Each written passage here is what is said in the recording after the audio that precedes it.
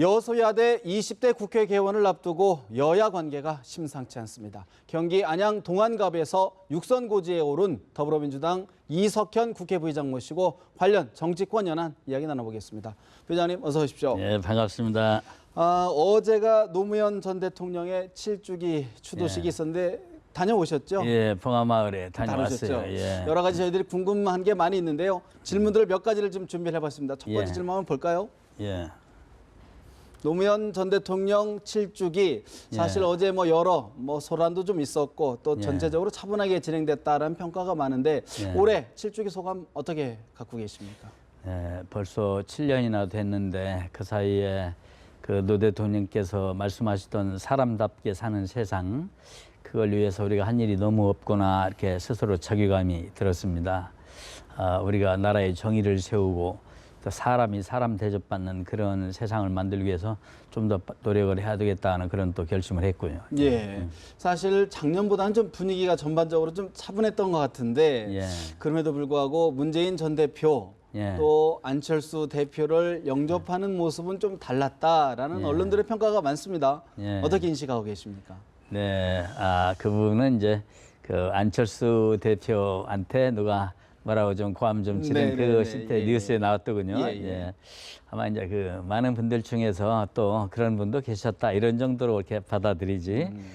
거기 이제 노무현 재단 분들이 다 안철수 대표를 그렇게 대한 건 아니다 이렇게 보고 있습니다. 전체적으로는 사람이 많이 모였으니까요. 그러니까 여러 다양한 사람들이 모이다 보니까 그러니까 또 이제 좀 그렇게 심하게 또 이렇게 반응한 분도 계셨어요.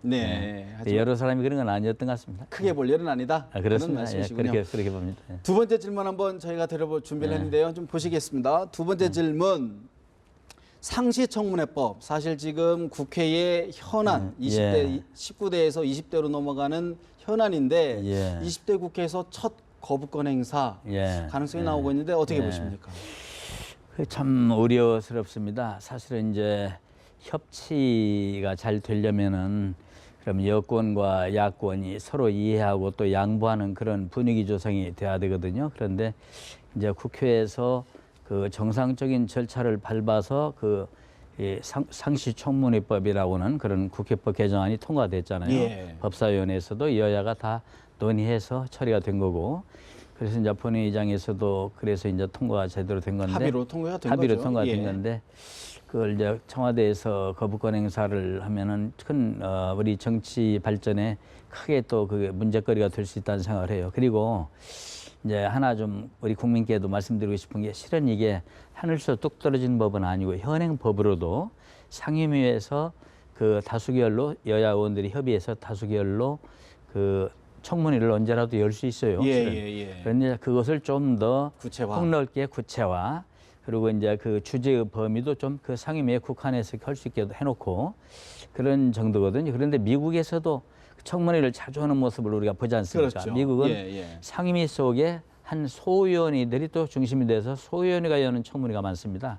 그걸 사철 열지만 그 정부가 마비되는 건 아니거든요. 그래서 이제 우리가 정치 문화 차이가 있다고 할 수 있는데 우리 국회, 우리 야당들이요 옛날과 다릅니다. 뭐가 다르면 전에는 여당이 과반수를 차지했잖아요. 지금은 이제 여소야대 정국 아닙니까? 여소야대 정국에서는 여소야대에서의 야당이 좀 품이 있고 또 관용을 가지고 그렇게 이제 정치에 임해야 된다. 그래야지 사사건건 그냥 정부 골탕 먹기 위해서 청문회 열자고 하면 안 된다. 또 그런 생각을 합니다. 그렇군요. 그래서 사실 이번 일을 가지고 지금 20대 국회 화두가 이제 협치 아니겠습니까? 그렇습니다. 협치인데 협치의 기조가 좀 흔들리는 것 아니냐 하는 우려의 시각이 있는데. 그런 우려가 있죠. 그래서 내 생각에는 대통령께서 거부권 행사를 안 해주시기를 바라고 또 우리 야당으로서는 이제는 우리 야당이 우리 더민주당과 국민의당을 합하면 더 많아졌지 않습니까? 그렇죠. 과반 인생이니까. 과반이 되니까 좀 어른스럽게 그야말로 이게 무슨 우리 국민 이익과 관계없는 거, 나라 정의 세우는 일과 특별한 관계없는 일은 그냥 헐뜯기식 그런 청문회는 하지 말자. 제가 우선 그렇게 나서서 먼저 말하고 싶습니다. 제가 야당이지만. 야권은 전체적인 수준을 좀 높여서 국민들이 우려하는 일이 없도록 하겠다. 그렇게 하면은 걱정이 이 제도가 좋게 우리 정치 발전에 도움되는 쪽으로 안착이 될 수 있을 겁니다. 알겠습니다. 세 번째 질문 저희가 준비를 했는데 한번 보시겠습니다. 예. 여권발 정치권 세판짜기 야당에도 불어나 사실 지금 손학규 전 민주당 대표 같은 경우에 이제 뭐 권력 재편 얘기도 하고 새 그릇론도 얘기하고 여러 가지 좀 말씀을 하고 계시지 않습니까? 그러시죠. 어떻게 보고 계십니까? 손학규 대표님은 정말 그 전 대표죠. 손학규 전 대표님은 참 그 양심적이고 사람들의 존경을 많이 받아요. 그래서 우리 정치권에 진작부터 다시 참여해 주셨으면 하고 제가 바랐습니다. 그런데 좀 아쉬웠어요. 전에 총선 앞두고 좀 참여해 주셨으면 했는데 참여를 안 하시더라고요. 지금 조금 늦게나마 지금 상황에 대해서 국민들이 아쉬워하는 점을 짚어서 바른 말을 하셨다 이렇게 생각을 합니다. 그래서 특히 우리 야권이 좀 어떻게 하면 국민의 뜻에 이번 총선으로 나타난 국민의 뜻을 충족시켜서 대선에도 이기는 야당이 될 것인가. 이 손 대표 말씀에 우리가 경청할 필요가 있다 이렇게 생각합니다. 그런가 하면 사실 지금 안희정 충남지사가 사실 이제 보폭을 좀 계속 넓히고 있지 않습니까? 뭐 구원 투수론 얘기도 하고 불펜 투수다 뭐 이런 얘기를 하고 계속 하시는데 안희정 지사의 행보에 대해서는 혹시 어떤 의견을 갖고 계십니까? 그 좋은 일이죠. 현재 이제 우리 당내 세력이랄까 당내 지지도를 보면 현재 우리 문재인 대표가 아마 압도적으로 지지를 받고 있습니다. 그러나 이제 우리 당내 민주주의를 위해서도 그렇고 또 우리 정치 앞날을 위해서도 뭔가 경쟁자들이 있다는 것은 정말 아름다운 겁니다. 그래서 안희정 지사 또 다른 분들도 또 뜻 있는 분들이 있으면은 자꾸 경쟁하는 모습을 보이면서 그런 가운데 대선 앞두고 우리가 후보 뽑을 때, 대통령 후보 뽑을 때는 가장 참 국민으로부터 인정받는 사람을 우리가 뽑으면 되니까요. 그래서 또 안 지사 그렇게 표명하는 것도 긍정적으로 보고 있습니다. 나쁘지 않다. 그럼요. 그런 측면에서 사실 먼저 새누리당 쪽에서 관심은 갖고 있는 이야기 같긴 한데 내일 이제 반기문 유엔 사무총장이 이제 방한을 한단 말이죠. 여야 정치권을 떠나서 과연 반기문 사무총장이 어떤 행보를 보일 거냐 관심인데 우리 부의장님께서는 혹시 어떤 반기문 총장님은 참 우리나라 사람으로서 유엔 사무총장까지 이렇게 지내시고 참 자랑스러운 인물입니다. 그런데 제가 이 반 총장님에 대해서는 제가 깊이 몰라요 아직은. 이제 말하자면 이 정치권에 몸담으면은 뭐 예를 들어 누가 국회의원에 나가봤다거나 또는 무슨 청문회에 시달려 본 사람이면 막 다 드러나는데 아직도 한번 그런 적이 없어서 잘은 모릅니다. 그런데 지금 좋은 이미지를 가지고 계시죠. 그런데 제가 정치권에 대해서 한마디 하고 싶은 말은 우리 정치권이 여나 노력을 너무 적게 하는 거 아닌가. 자기 그 당내에서 좋은 인물을 찾아서 키워서 대권을 잡으려고 이렇게 생각을 해야 되는데 자꾸 눈길을 바깥으로 돌려가지고 어디 사람 없나. 그래서 뭐 어디 새로 이게 드리려고는 노력. 비유를 하면은요. 마치 농부가 참외농사를 지어서 밭을 잘 가꿔서 참외농사를 지어야 되는데 농사는 안 짓고 야산으로 다니면서 개통참이 죽으러 다니는 거나 비슷하다. 좀 표현은 조금 어폐가 있습니다. 비유하자면은 그런 생각이 듭니다. 왜냐하면 새누리당도 요즘 그렇죠. 보니까 그냥 뭐 친박에서 영입을 하려고 한다고 자꾸 그런 방향으로 보도가 되는데 그 새누리당 내에도 인물이 많지 않습니까? 그러면 그런 인물을 좋은 인물들을 자꾸 키우고 가꾸어서 국민 앞에 내놔야지. 자기들이 같이 해보던 사람들은 놔두고 어디 바깥에 누가 좀 여론조사 인기가 좀 좋다더라 하면 또 자꾸 끌어들이려고 그러고 이런 자세는 너무 그 게으른 농부나 똑같은 거다 이렇게 생각합니다. 우리 정치권의 발전에도 도움이 안 되고 안 된다. 그리고 실은 모셔놓으면 정당에 발을 디는 순간부터는 과대평가됐던 평가가 또 줄어들게 돼 있습니다. 그래서 앞으로 어떻게 될지 모른다. 정치는 뭐 생물이다. 그런 말씀이신 것 같고요. 네 번째 질문 저희가 준비를 했는데 좀 보시겠습니다. 20대 국회에서 국회의장의 의미. 사실 이제 부의장님께서 이제 20대 국회에서 이제 국회의장직에 한번 출사표를 던져보시겠다라는 이제 의지를 했는데 어떤 의미에서 그런 결심을 하신 건가요? 저는 그렇게 생각합니다. 지금까지 해방 후에는 이제 이승만 대통령 때 말하자면 이기붕 의장 그냥 뭐 하나 시켜주듯이 집권층에서 집권자가 시켜주듯이 또 우리 군사정권 때도 전에 그랬고요. 그리고 지금 또 이명박 대통령이나 박근혜 대통령 아래에서도 실은 그 청와대의 간섭이 우리 정치를 암담하게 만든 적이 많습니다. 왜냐하면은요, 이 새누리당이 여당으로서 그 권한을 가지고 야당과 협상을 하면은 협상이 무엇입니까? 주거니 받거니 하는 거 아니겠습니까? 야당한테도 줄 것이 꽤 있게 되거든요.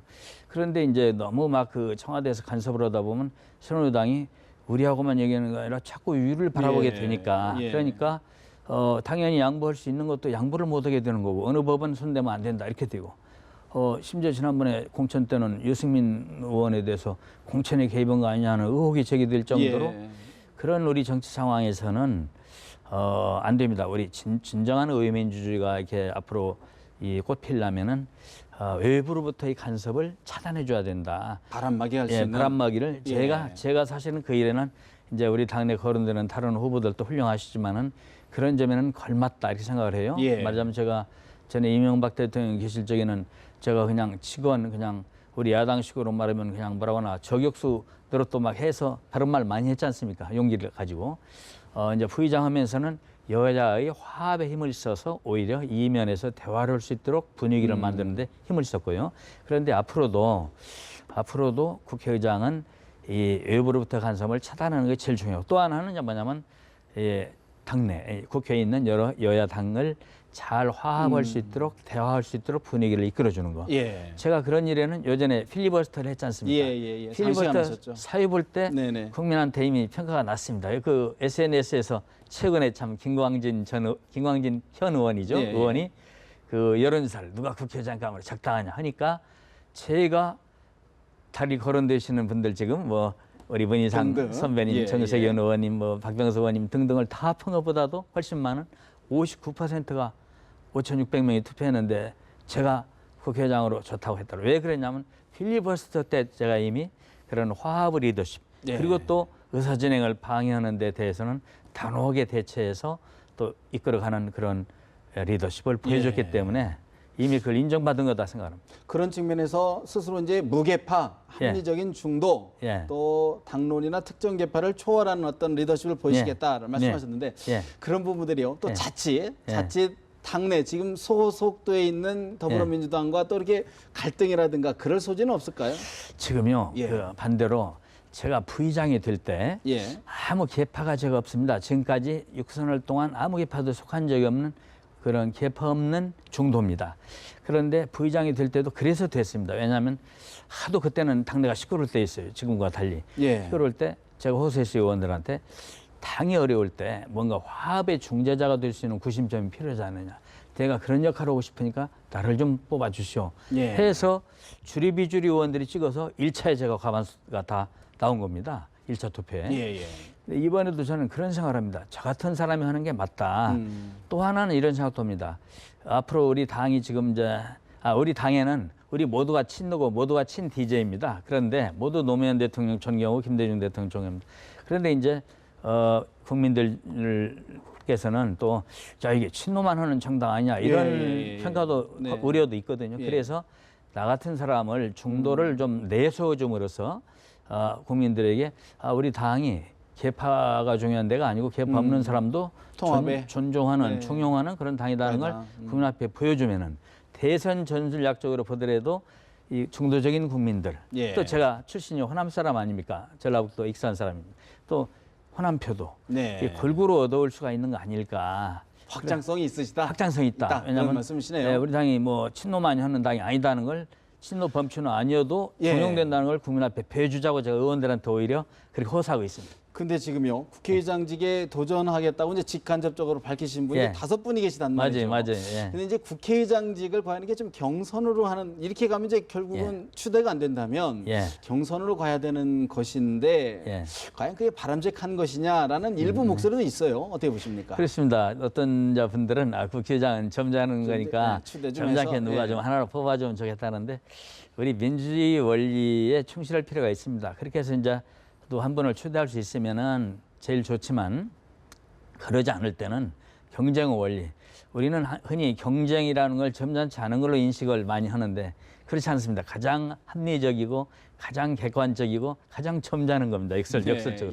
투표를 의원들이 비밀 투표를 해서 전례가 있었나요? 국회의장을 좀 이렇게 투표로 이렇게 한 그렇습니다. 과거에도 했습니다. 어떤 때는 초대되고 어떤 때는 또 당내 투표 그렇게 열린우리당 때도 했었습니다. 했기 때문에 충분히 뭐 예. 해볼 만한 일이다. 예, 그래서 불가피할 때는 경선을 하더라도 경선에 응해야 되겠다는 각오를 가지고 있습니다. 있다. 예. 마지막 질문 하나 드리겠습니다. 보실까요? 예. 국민의 눈높이에 맞는 20대 국회의 모습, 자, 예. 20대 국회의 모습, 국회의장을 포함해서 예. 어떤 국회가 돼야 될까요? 예, 제일 중요한 것은 이게 협치입니다. 그야말로 서로 대화와 타협을 통해서 이 합의를 이뤄나가는 그런 걸 해서 국민들에게 만족을 드려야죠.